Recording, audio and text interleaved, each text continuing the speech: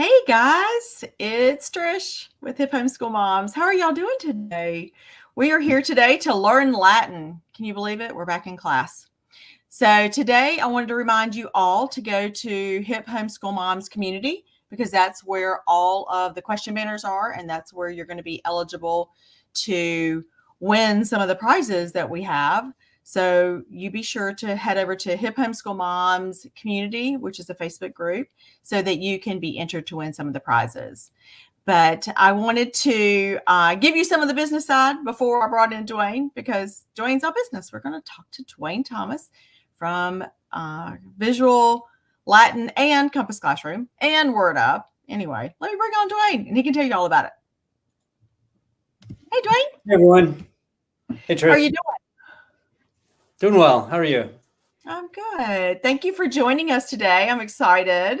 Happy My to do it. children actually took Latin from Dwane, so I am very familiar with his style and his energy and his excitement that he brings to Latin. So I wanted to introduce y'all to Dwane. Dwane, tell us a little bit about you and how you got around to teaching Latin. Okay. My name is Dwane Thomas. You may recognize me from Visual Latin or Word Up. And I got into Latin. I'll try to make this quick. Right after college, during college, I got interested in the founding fathers and that part of American history. And I started studying it. And as I studied it, I noticed a pattern over and over again that these guys all knew Greek and Latin. I'm exaggerating, but most of them knew Greek or Latin. And if you go to Thomas Jefferson's house, you can see a lot of Greek and Latin and Italian and French books on his shelves. And that really intrigued me. And I wondered what in the world was going on. Why did they all know Greek and Latin? And did that somehow influence their thinking? So I determined to teach myself Latin and jumped in. And with really no clue what I was doing, I began teaching myself Latin. This was after college. I never took any Latin courses in college. And school found out I was doing it, and they needed a Latin teacher. So they asked me to come hang out with the students, basically stay out in front of the students while I was learning Latin. And so I did, and that's how I became a Latin teacher. I actually got in over my head and realized I was in over my head. And so I went to a local high school that did teach Latin and said, hey, guys, can I come sit in on your Latin classes? So I actually went back to high school at 23 years old and sat in Latin classes until I was 26 or 27. I don't know. I had 2 kids in high school, but I was already married. Oh my gosh, you didn't tell me that the other day. That's a great story. So I love that. So one of the things that you will find at the end of our broadcast, we're going to actually give you 30 days free so you can test all of his Latin plus some other exclusive content over on Compass Classroom. So we'll talk about that later. But right now, Word Up is fun. How would you describe Word Up? Word Up. Almost irreverent when it comes to Latin. It doesn't feel like you're learning Latin, although you really are. Yeah, Word Up is a kind of an attempt to teach kids English from Latin and Greek roots without actually having to learn Latin and Greek. That would be the quick response. It's fun. And he cuts up a whole lot in Word Up. So it's a little embarrassing. So it's fun. It's so much fun. Okay, so what do we want to go ahead and start with the teaching so the kiddos can see Dwane in action? Yep, sure. Let's jump in. Let's learn some Latin words. There you go. Okay, I'm going to add his image to the stream, and then I am going to pop out, and Dwane can take over. All right. So what we're looking at is kind of a dull image, but it's got a lot of interesting content in there. At least I think it does. So one of the first things I show my students whenever they're starting to learn Latin is, how to count to 10 in Latin. Everybody wants to learn how to count to 10 in Latin. And I find this kind of fascinating because if you look at the Latin, I have the English words here on the far left. I think it's my left. I hope it's your left. Anyway, on the left, I have 1, 2, 3, 4, 5, 6, 7, 8, 9, 10. And those words are actually, a lot of those words are pretty similar to German because a lot of our English words come from a Germanic language named called Anglo-Saxon, which is sort of the background of it's sort of the foundation of English, I would say. Maybe that's a good way to put it. And then on the right, we have Latin. And in Latin, when we count to 10, we have unus, and you probably already know how to do this, some of you guys. Unus, duo, tres, quator, quinque, sex, septem, octo, novem, decim. That's how I pronounce it. Some people would pronounce it unus, duo, tres, quator, quinque, sex, septem, octo, novem, decim. That's about the only difference. So some people would pronounce, really this last one down here, decim, they would pronounce it decim. Some people would pronounce it decim. I pronounce it decim. I put Spanish, Italian, and French in here because I think they're interesting. These languages come from Latin. And if you take a look at them, especially Spanish, it's really, really close to the Latin words for 1 through 10. So in Latin, unus, duo, tres, quator, quinque, sex, septem, octo, novem, decim. If you look at Spanish, uno, dos, tres, cuatro, cinco, seis, siete, ocho, nueve, diez. And I bet a bunch of you already know how to count to 10 in Spanish. Then if you look at Italian, it's close to uno, due, tre, cuatro, cinque, sei, sette, otto, nove, dieci. It's also very, very close to Latin, which is, I find fascinating. It's because the Romans took over so much of Europe and they imposed their language on the Europeans, the early Europeans, mostly Gauls and other tribes that were living, Celts, I guess I should say, and other tribes that were living in Europe at that time. And the Romans kind of took over and forced them to speak Latin, whether they wanted to or not. French, same story. Julius Caesar invaded France in 50 BC, I think it was. It was around that time. And he imposed the French language on the people that were living there at the time. They were called the Gauls. In fact, the old word for France is Gaul. Anyway, if you count to 10 in French, it's not as close as Spanish and Italian, but it's not all that far from Latin. So in French, you have un, deux, trois, quatre, cinq, six, sept, huit, neuf, dix. So 1 through 10. Right? And then what I find most fascinating about English and Latin, and this is kind of where Word Up came from, there are all the English words that come from Latin. And there are so many. Some people say as much as 90% of our big words in English come from Latin.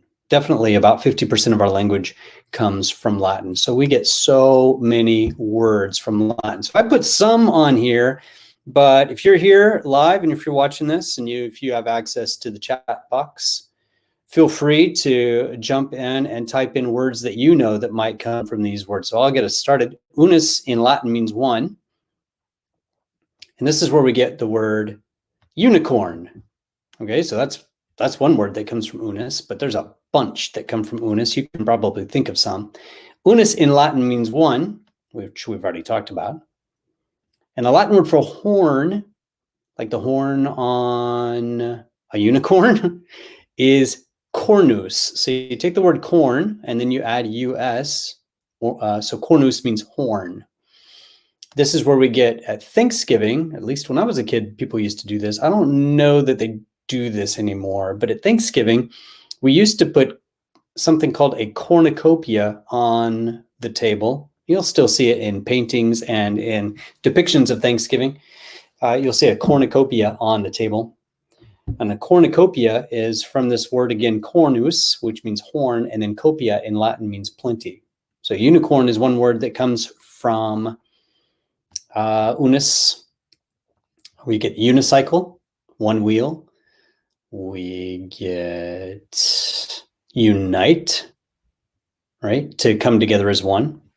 The United States, in Latin, state means to stand. S-T-A-T-E means to stand.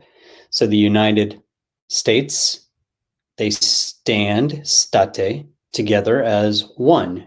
United, right? United States. Some people have eyebrows that run together. They're called unibrows. What are some other ones that come from unus? If you can think of any, feel free to type them in, and I'll let you know if I know if that word comes from Latin or not. What are some other ones? I'm trying to think of some more unus words. Maybe they'll come to me as we go. Let's look at the second one. The second one is duo, which means two. And from that, we get right here. I think duo, like people singing together. D-U-O, right? Duo. Is that right? I don't know what was more when I type in duo there. Do you see that? When people sing, is that a duo? It's a duet. Comes from this word for sure. A duet is two people singing together. Two people fighting would be a duel, right? There were a couple of founding fathers. Was it Alexander Hamilton versus somebody Burr? What was his name? Aaron Burr, I think it was. Those two got in a fight with each other, right? And shot each other, or they shot at them. But that duel you have in old stories, you'll have cowboys dueling it out in the streets, right? Or you'll have two knights in a duel. There's a duel in Caspian where Caspian against King Miraz, the usurper. He's not really the king, but anyway. Anyway, right? They fight each other. That comes from the Latin word duo, meaning two. Basically, where we get words. The word Trinity is the Father, the Son, and the Holy Spirit united, right? And it says audio is bad. I wonder if that's on my side. I know. I move as close as I am my internet source. Yeah. Might help. It does sound a little bit bad. I wanted to pop in. I'm gonna keep going because I don't know if this is being recorded because you guys might be able to watch it later. Stop and let you pop in for a minute. I think it is your internet. Okay, we'll keep going, and if it gets bad, I'll pop back in. I wonder if it's my internet. It is. I think it's fine. Hard time with my internet. I have a hard time with the internet. Hey, Dwane, hang on. I'm going to pop you out, and I'm going to pop you back in. Let's see.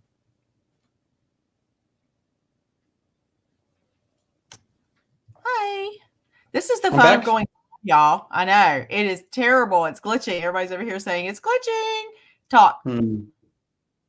Okay. So I was talking about Trace. That was the number I was talking about. Can you guys hear me? Is that better?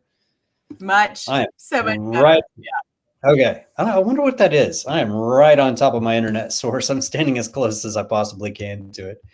And it's dedicated. I will pop back in and I'll take you out for a second and put you back in because that seemed to fix it. So, hey, thanks, technology. Excellent. I'll let you take over. All right. So I'll back up a little bit because I don't know where it all went downhill. I was talking about duo. I know duo means two, and that's where we get the word duet, two people singing together, duel, two people fighting together. Trace means three. That's where we get the word Trinity. So it's actually not where we get words like tripod and triceps and tricycle. This is a little bit confusing. Trace in Latin means three, but T-R-I in Greek means three.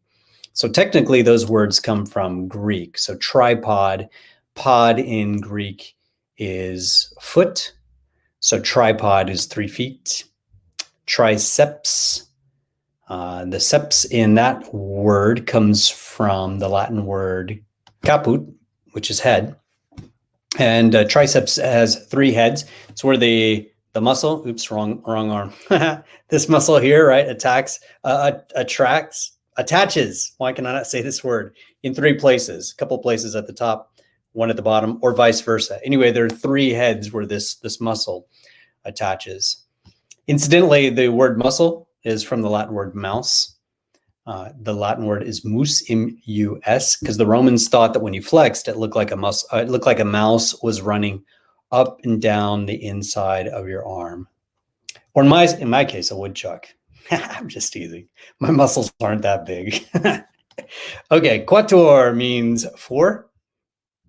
And this is where we get, so if we have 2 people singing up here, right, a duet, If we have 4 people singing down here, that's a quartet, right? A quartet is 4 people singing. Also, you have 4 quarts in a gallon of milk, 4 quarts in a jug of water. It's also where you get quarter, 4 quarters in a football game, 4 quarters in a dollar, 4 quarters in a hockey game. Is that right? 4 quarters in a school year. That doesn't sound right. That actually relates to 6. Let's go down and look at 6 for a minute. We'll come back to this. I get confused on the way we break school sections up because I work at a school at a tutorial that uses the quarter system. But there's also the semester system. And this word semester, it comes from the Latin word sex, which means 6, and mensis, which means month. So semester comes from these 2 Latin words, sex and mensis, meaning month. So a semester is supposed to go 6 months, right? And so you would divide the school year into 2 semesters where you have 2 6-month breaks in the school year, or the school year is broken up into 2 6-month parts, I should say. Whereas a quarter, the school year is broken up into 4 parts. And I don't think it really works out that way anymore, but that's where the names come from. Whether or not we've stuck to the meaning of the names, that's where the names come from. So semester from 6 months, quarter, when you have a school year divided into quarters, you divide it into 4 parts. Audio okay, guys? I'm just checking real quick. I don't know if I'm just talking to myself over here. It's fine. I like talking to myself. No, you're doing great. It sounds fantastic, as a matter of fact. So, Okay. yeah, I don't know what that was, but we fixed it. Yay. All right. I'll keep going then. Thank you, Oh, Dwane. oh, by the way, I'll talk. So you got to stop me. So let me know when I'm done. No, you tell me when you get to like 10, and then maybe do the bigger ones in lumps or something like that. I'm gonna let you teach. All right, we could do that. Okay, so quinque, we don't get too many words from quinque. We get quintuplets. So if you have 5 kids at one time, right? That's quintuplets. And we get quinquennial, which actually is an English word, but I don't think anybody uses it. It means it happens every 5 years. So if this live stream goes really well, we could do it again in 2028. We could set up quinquennial live streams. How about that? That's something to look forward to. I'm just teasing. That's terrible. Let's see. We already talked about 6. The only word that I know that we get from 6 is semester. I like quinquennial, by the way. I think I need to figure out how to use that word. Yeah.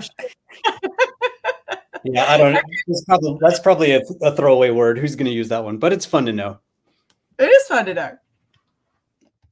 Let's see. Okay, septem means 7, and this is okay. So this is really weird. Look at this. We have septem, octo, novem, decem. Septem means 7, octo means 8, novem means 9, and decem means 10. Some people are going to say decem. Some people are going to say decem. Those are pronunciation differences when it comes to Latin. It's not that significant. It's not that big of a deal. I say decem. Some people say decem. It's okay. So septem means 7, octo means 8, novem means 9, decem means 10. And from those words, we get September, which means the 7th month, October, which is the 8th month, November, which is the 9th month, and December, which is the 10th month. Anybody spot a problem with that? I bet you guys can see the problem with that. Yeah, exactly. September is not the 7th month, right? So here's what happened. Back in ancient times, think about this. This is kind of cool. The Roman year began in March, which is now, right? Which is the springtime. So if you go outside in March, there's new leaves, there's new flowers, there's new grass, there's new animals. It really looks like the beginning of a year, right? It looks like the new year. In fact, the word for spring in Spanish and in Italian is primavera, which means true beginning. Prima means first. It's like the true first, right? Primus is another version of one. Unus is one, but first in Latin is primus. So, and then vera means true. So the true first, right? It's the true beginning of the year in March. So if you go out on December 31st and look around, it'll be cold and dark and gray and snowy. Hopefully where you are. It's never usually snowy where I am. But anyway, it's cold, dark and gray, rainy and snowy. And if you go out on January 1st, it's cold and dark and rainy and snowy. It doesn't look like a new year, right? But if you go out in March, it looks like a new year. Well, the Romans started their year in March. So then since their year began in March, and that was the first month, September was the 7th month, October was the 8th month, November was the 9th month, and December was the 10th month. But then this Roman king came along and said, yeah, we're going to reorganize it based on the sun and its position and time, astronomical. They rearranged the calendar based on astronomy. And so they began it in January. The year began in January, but they never bothered to change the names. So January was the first month of the year. And that made September, which means 7th, the 9th month of the year. October means 8th. It's the 10th month of the year. November means 9th. It's the 11th month of the year, and December means 10th, but it's the 12th month of the year. So that's why it's all mixed up. See, this is just another example of why it's so hard to teach English, because we take all these exceptions and made all kinds of crazy stuff happen. Although that wasn't us, that was the Romans this time. But, makes it hard. It's true. Yep. Okay, so you're going to keep going. So I'm going to let you go, and I'm going to back right on out. No problem. Yeah, I see a comment in here. I don't care much for the Romans. They persecuted Christians. Totally agree. But we're still stuck with a lot of their names and a lot of their terminology in our language. So this would be an example, right? Most of our months are named after Roman. We have Roman names. January comes from the Latin god Janus, who had he had a face on the front of his head and he had a face on the back of his head. It's legendary, right? I don't really believe there was a guy with a face on the front and face on the back. But anyway, he could see the future and he could see the past, right? He was also the god of doorways for the Romans. So he was the god of the outside of the door, the god of the inside of the door. And they made Janus they named January after this guy because it was the beginning of one year and the end of another year, right? And then we still have these names in here too: September, October, November, December. Julius Caesar gave July its name. Augustus Caesar gave August its name. So I'm with you. I don't much care for the Romans. I think they were, honestly, I've studied a lot of Roman history, and I don't think they were all that different from Nazi Germany. Nazi Germany was actually trying to imitate the Romans in a lot of ways. Same salute. That was a Roman salute. And then the symbol that they used, the swastika, is the symbol of Apollo, Roman symbol of Apollo. So you see it in Roman writings and you see it in Roman architecture. But we're so far distant, we're so far removed from the Romans that we kind of glorify them. I tell my students not to do that. Don't glorify the Romans. They were kind of a mess. So yeah, I'm with you on that one. Let's see, September, October. Let's look at some new words, some more words, and then I'll answer your question. I think you're asking maybe about visual Latin. So September, let's see. Let's look at October. 8. 8 is where we get the word October. We've already talked about that. It's also where we get the word octopus. Octopus, pus in pod or pos in Greek means foot. And an octopus has 8 feet. Doesn't really, right? It has really 8 arms, I think we would say, with their tentacles. But anyway, it means 8-footed, even though I don't think those are really feet. I guess that's debatable. An octogenarian is someone who is 80 years old. Then we have novem, which means 9, and that's where we get the word November. And a nonagenarian. A nonagenarian is 90 years old. We have 10. We have the word decim here, which means 10. And this is where we get December. We already talked about that. The 10th month, even though now it's the 12th month, which Trish is right. This is why English is so confusing, because we have these words that the meaning has changed, but the spelling stays the same, or the spelling changes, but the meaning doesn't stay the same. It's a crazy mess. From decim, though, which means 10, we get words like decimal. All right, we measure to the 10th. Decibel, where we're measuring sound by the 10th. Decimeter, decimeter. Did I say that right? Centimeter, decimeter. Yeah, decimeter. That sounds so wrong to me, but I think that's right. Centimeter, millimeter, decimeter. Yeah, a tenth of a meter is a decimeter.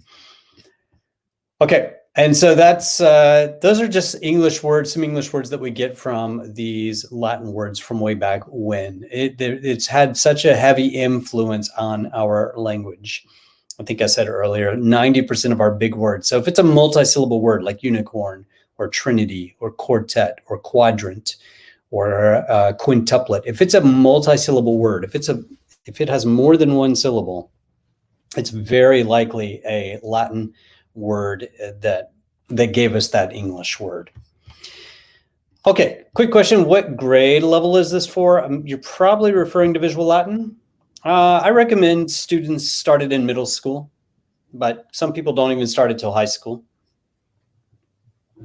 Also, I have a couple of questions that are in the group that I'm going to go ahead and slide in here while you're answering questions. All right. Great question is, are there any prerequisites that should to be Visual Latin? Before starting Latin, period? No, although I do recommend if you are interested in Spanish and your kids are young, I do recommend starting Spanish first and then tackling Latin. And I say that because all of my best students are almost always Hispanic students or Spanish-speaking students. It's just quick and easy for them. You can see, look at Latin, the first 10 words in Latin, and look at the first 10 words in Spanish. That's just a quick example of why. Yeah. But no, you could start Latin cold turkey. You don't have to. Okay. You don't have to do anything else. It says, what age is best? And we talked about that in the podcast, which we will link, but maybe at this point, maybe because of the Greek and Latin roots that are in Word Up, that one really can be taken anytime, pretty much. Yeah, Word Up. Word Up, you can do whenever. We tried to make that very entertaining so that even little guys can enjoy it. And then, and ironically, we filmed Word Up long after Visual Latin, but I would actually recommend probably starting with Word Up as an introduction to Latin. And then if you want to go further with Latin, Visual Latin. I agree. I think Word Up is so much fun, and it gives you a real foundation for Visual Latin. And we took both. We actually did do, but we didn't do it in that order because Word Up came out later, like you said. That's true. Yeah. Okay. And in which careers would it be beneficial to have a knowledge of Latin? That's a great question. Anything science, right? Yeah. Science, medicine, and law are the three that always come up. The author, Earl Nightingale, said before you do anything else, master your own language. I remind my students often that this is a sort of a sneaky insider trick to mastering English. You just get a grip on English that you don't get if you never study it. But yeah, it's still heavily used in medicine and law. I know that particularly in meteorology, it is almost all the words are still Latin. So when you look at all the cloud names, they're pretty much all just straight up Latin. A lot of science has sort of navigated away from Latin over time. I mean, it's still there. You can't ever escape it, but they've slid further away from it than perhaps meteorology has, for example. Isn't that fascinating? I'm always intrigued. And I'm really interested in the book you mentioned in the podcast. The word, what was it called by the gentleman that you said I don't remember it now. Word globaling or something like that. Oh, Global Wording. Yeah, by Charles. Global Wording. I'm really interested in that one. But you know what? When I went and looked for it, it looks like it's all audiobook now. So maybe they have, it's out of print, but it looked intriguing. Yeah, it's a good one. It's an enjoyable one to listen to. Charles Hodgson, I think his name is. But yeah, Mm. he had a podcast for a long time called Podictionary, and he would go he ran the two words together, right? Pod and dictionary. And he would just go through words. I really enjoyed his podcast. And then I don't know why he stopped. But yeah, it was about that time he wrote that book. And he may have only left it available, like you said, as an audio file.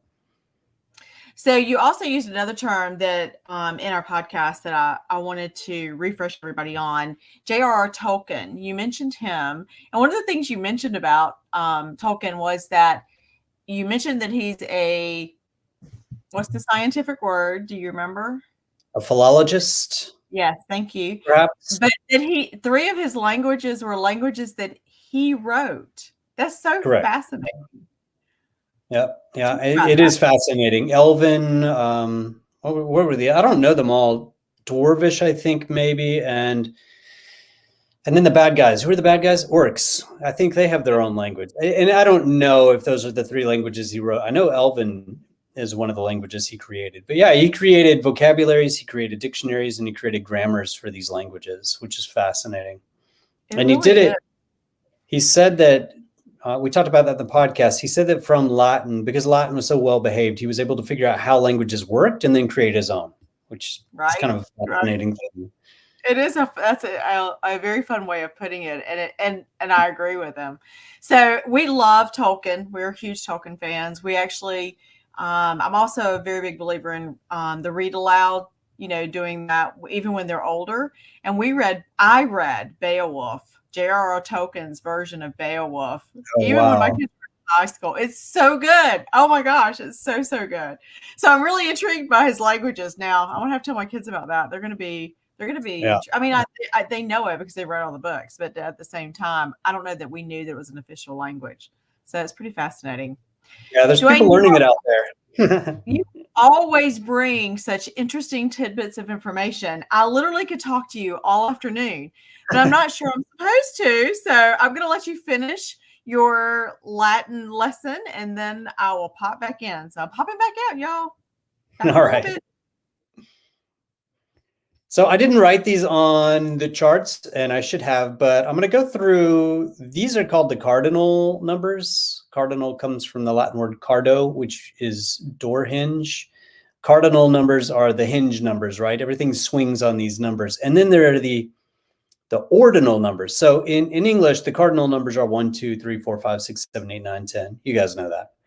And the ordinal numbers are 1st, 2nd, 3rd, 4th, 5th, 6th, 7th, 8th, 9th, 10th. So think of everybody standing in order, right? Everybody's standing in a line. They want to get on the ride at Disney. They're all standing in order. So the numbers are ordinal. Right. Well, in Latin, and I should have put them in here, but I didn't, but that's okay. I think Trish is going to give you guys some cards that have the ordinal numbers on them. In Latin, the ordinal numbers are, for 1, it's primus, Primus, which is where we get primary. It's also where we get prime. So if you're a Transformers fan, Optimus Prime is the chief good guy, right? Optimus in Latin means best, and prime means first. So he's the first and the best. That's not a very creative term, is it? The chief bad guy, by the way, is a guy named Megatron. Mega in Greek means big, and Tron means robot. So Megatron is the big robot versus the first and the best robot. And that's if you're Transformers fans. If you guys are all like, why is he talking about Transformers? It's just because these words come from Latin. 2 is, of course, that's the cardinal number. The ordinal number is 2nd, and it comes from the Latin word secundus, which is just second with us at the end. Secundus, second. That's where we get secondary. 3, the ordinal of 3 in English is 3rd, and in Latin it's tertius, Tertius, tertius. And that's where we get tertiary. So you guys and myself, we are tertiary consumers, right? Scientifically, we are tertiary consumers, which means we eat animals. The animals eat the grass, right? And then we eat the animals, those of us who eat animals. And then that makes us, the grass then would be primary, the animal would be secondary, and we would be tertiary. That's an English word that comes from tertius. Four is actually very, very similar to quator. It's just quartus. Again, we have quart and quarter. And I didn't talk about quadrant earlier. A quadrant is a square, right, with four sides. Fifth in Latin is quintus. I don't know of any English words that we get really from quintus. Maybe quintuplet. I mean, maybe these guys over here. But you see it as a common Roman name. So if you're reading, there's a book I like called Lingua Latina. It's written by a Danish author, and it's all in Latin. One of the characters' name is Quintus. I'm pretty sure there's a guy in The Chosen, one of the Romans in The Chosen is named Quintus. It's a pretty common Roman name. Sextus is another common Roman name. Septimus is seventh. Octavus is eighth. That's where we get the word Octavian, which is another common Roman name. And the word for ninth in Latin is nonus. So novem is 9, but nonus is ninth. And that's actually where we get words like nonagerian, which means someone who's lived to be 90 years old. And up there we were talking about quinquennial, happening every 5 years. There's another one called nonennial. I think it's nonennial, another English word, means happening every nine years. And then finally we have decimus, which is from decim. Decim means 10, and decimus means 10th, or decimus means 10th. And that's related to our word decimal, decimeter. Oh, I cannot say that word. And then we also get the English word decimate from this. So when we talk about decimating things, we're talking about utter and complete destruction. This is another example of English words changing the meaning. So if we say there was a war and it decimated this town or it decimated this part of the world, we pretty much mean complete destruction in English. But in Latin, that's not what it means. It comes from the word decimus, which means 10th. And it actually goes back to a Roman military and a Roman disciplinary action. So let's say there was a legion of Roman soldiers and maybe they didn't like their commander, so they mutinied, right? They just said, yeah, we're not going to work for you anymore. We're done. We're going to go over here and have breakfast and not fight like we're supposed to. Well, the commander might get mad and he would decimate the soldiers, which is pretty rough. He would line all the soldiers up and count them off. Unus, duo, tres, quator, quinque, sex, septem, octo, novem, decim. And every 10th soldier would either be kicked out of the army or sold into slavery, or if the Roman commander was particularly mean, maybe even killed. And then that's where the term decimate came from. The Roman commander was decimating his army, which is reducing his army by 1/10 as an example to all the other soldiers so that they would keep doing their job. Anyway, that's a pretty interesting word that came into English out of the Roman military. And that's from these are all from the ordinals. These are the words that go in order.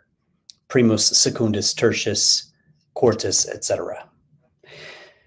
Okay, that may be it for me. That was I could talk about this fascinating. forever and ever, but you guys probably don't want me to. Go ahead, Tricia. I don't want to be decimated. So yeah, that was fascinating. I've never heard that, and I did not realize that. And every 10th one, that's kind of a scary thought, right? Yeah, so, brutal. The ancient world's a brutal place. It really was. I don't know why I'm horrified. Okay, guys. So the link to get your 30-day free trial without a credit card, which I love that Compass Classroom did that, because so many people, that we forget that we have signed up for something, and then, it just keeps going. And, 8 months later, we're like, oh my gosh, wait a minute, I forgot to cancel that subscription. So they don't do that to you. They let you have the option to opt in instead of opt out. But the link is compassclassroom.com/hipmom. That's HIPMOM. So it's compassclassroom.com/hipmom. We will have Dwane's awesome Latin list over there, and we'll have our cards. We did some Montessori cards for y'all, for your kids to be able to do some. They're kind of flashcard-ish, but they're not flashcard-ish. They're self-correcting 3-part cards is what we call them. And a couple of other things that I think y'all will like. Plus, you get to test out all the Latin and all the other classes on Compass Classroom. So thanks, Dwane, for being here. We really do appreciate you. Thank you. It was a lot of fun.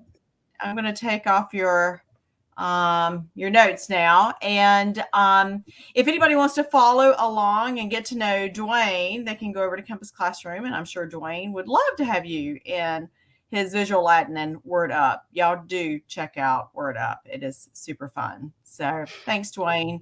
You are always interesting and always fun to interview. So I appreciate you being here. And guys, if you have any questions, pop them in. We will come around and be answering questions later because I know a lot of people will be watching this after hours. So thanks again, Dwane. We will talk again soon. Thanks, Tricia. Bye, everybody.